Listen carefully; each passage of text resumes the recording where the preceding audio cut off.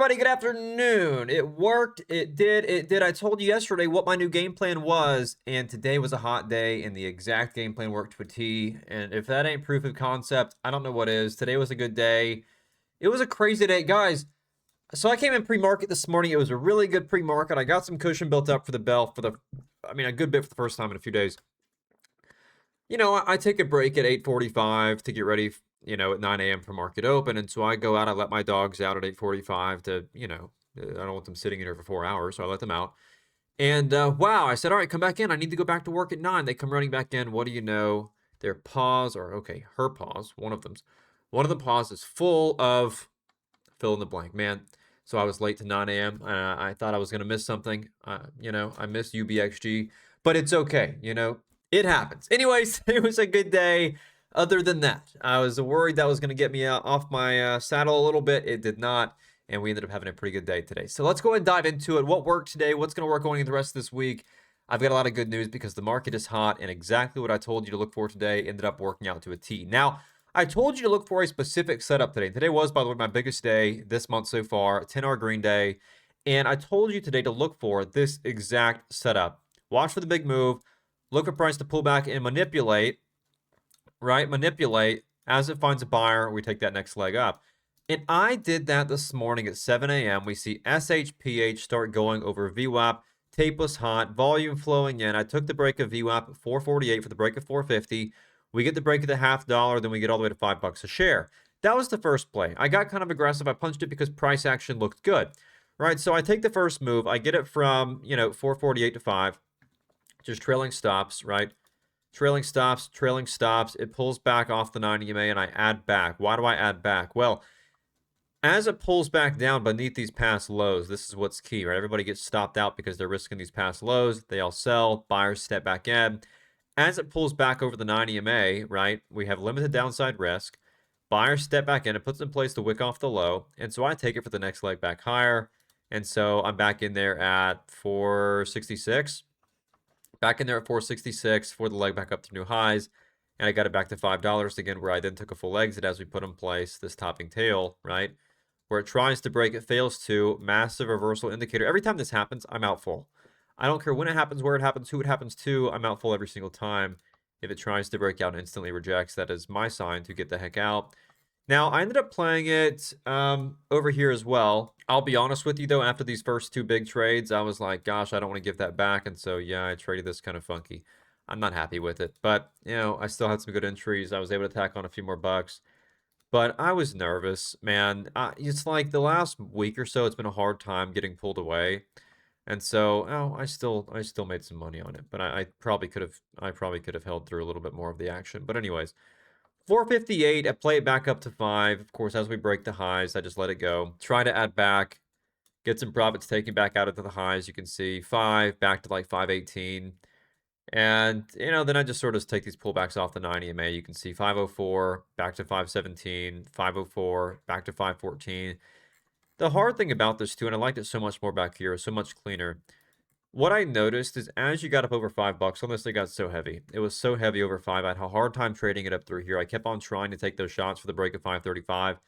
It just couldn't do it, so I left it alone after that. But anyways, these were the biggest trades of the morning back here after 7 a.m. Now, of course, after open, this thing was just stuck in a range. I still traded it well. I kept taking pullback, selling into strength, top of the range, and it just kept on knifing back to my entry. So a lot of small little wins.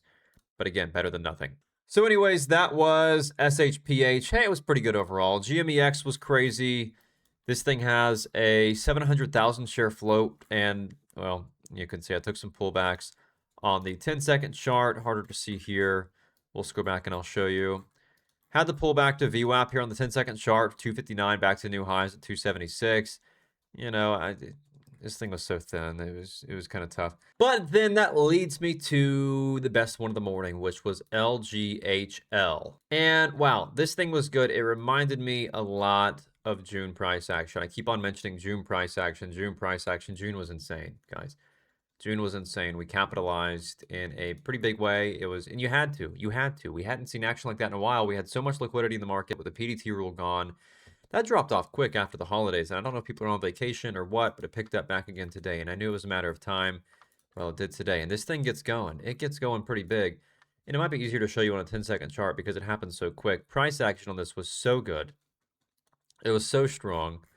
The tape was hot. I mean, gosh, it was rolling off my screen. This thing looks so good. And so, anyways, we have this first big move up, right? First big move up. First big move up.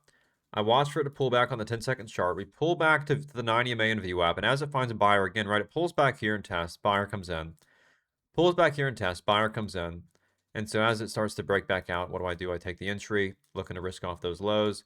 And so entry was 350, risking about 330, 20 cents a share of risk for the next leg higher. On that trade, I ended up getting it from 350 all the way to 390, well, 395. And took a full exit as we reject off the highs. Like I said, every time this happens, I just take an exit. Sure, I left some money on the table, not much, but still, it's what I do every time. It tried to break out, it failed to, I took my full exit. Okay, so that was the first leg on LGHL. Now, when it does this, right, it grabs liquidity off these highs. I know this is an area of sellers, right? So what I'm going to do is draw this across. That is supply. I need to see price break back out, pull back and retest to confirm, then I can take it again. So what do?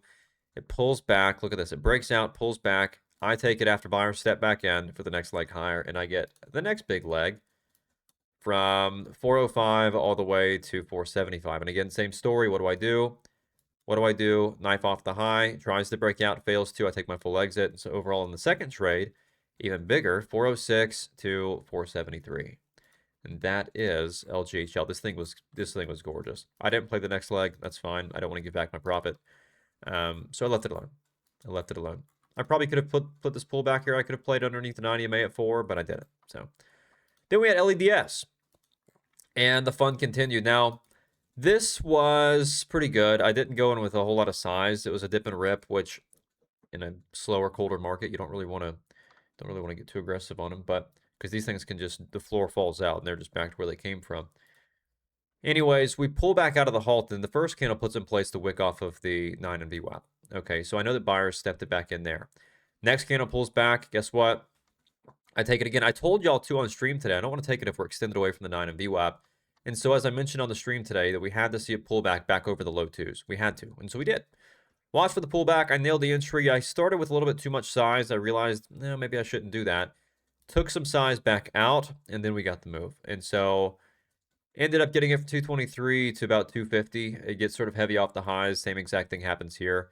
Tries to break out, fails to. I just cut the rest. So, all in all, that's the morning. So things are hot. Again, I'm not really getting too aggressive with like taking breakouts. I punched the move on LGHL just because price action was so good. Pullbacks were awesome on a lot of things. SHPH, again, the strategy we talked about yesterday about what's working right now, that worked today. It was an awesome morning. It ended up being an awesome morning. So I'm looking forward to the rest of this week. So far, I mean, yesterday was a small green day. Today was awesome, awesome, awesome, awesome. So forgiving. A lot of good action. And, even had NXTC today squeeze over 300% in pre-market. And, I didn't trade this. It happened so early. By the time I came in and saw the move, it's like, it's not really worth the squeeze. So, that was that. But all in all, an awesome day. And as always, make sure to comment down below how you did today. I'm always super curious. I want to make sure you're doing well out there. Let me know any questions you have too in the comments. I try to be pretty active replying to those comments to make sure that I'm helping y'all out too. And outside of that, make sure to subscribe for daily content just like this if you did learn a thing or two. And of course, make sure to lock in your 7-day free trial in the description down below to trade alongside me in real time every single day on stocks just like these. So things are heating up. It's looking fun. I'm excited for the rest of the week.